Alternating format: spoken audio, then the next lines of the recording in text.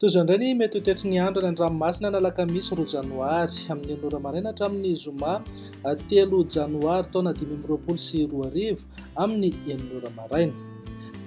Tsy misy fampitandremana mahakasika ny anan-dranomasina fa afaka mitrandraka tsara ireo asa fiariana andavanandro ireo mpampiasa ny ranomasina, na izany na tsy izany aza nefa dia entanina mba ho mailo sy tandrina foana rehefa mampiasa izay ranomasina izay.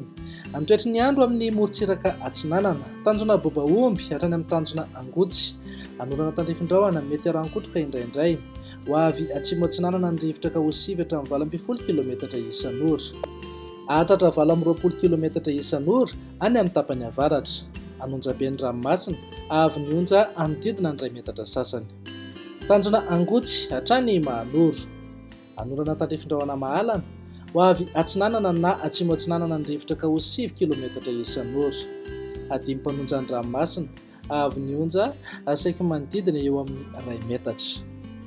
Mahanoro hatrany taolanaro, andrahoana vitsy, ho avy avaratra atsinanana na avaratra ny rivotra ka ho 7 hatramin'ny 20 kilometatra isan'ora. Adimam-panonja na anonjaben'ny ranomasina avy ny onja manodidina ny 2 metatra, ananika 2 metatra sasany any amin'ny tendrony atsimo. Taolanaro hatrany amin'ny tanjona vohimena, ivalika amin'ny masoandro, ho avy atsinanana somary avaratra atsinanana ny rivotra ka ho 20 hatramin'ny 7 kilometatra isan'ora.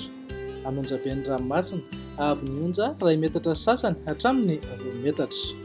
Ho an'ny morontsiraka andrefana, tanjona vohimena hatrany amin'ny tanjona ankabony, ivalika amin'ny masoandro amin'ny ankapobeny, ho avy atsimo na atsimo atsinanana ny rivotra ka ho 7 hatramin'ny 20 kilometatra isan'ora. Adimam-panonja na anonjaben'ny ranomasina avy ny onja aotra faingovalo hatramin'ny 2 metatra sasany.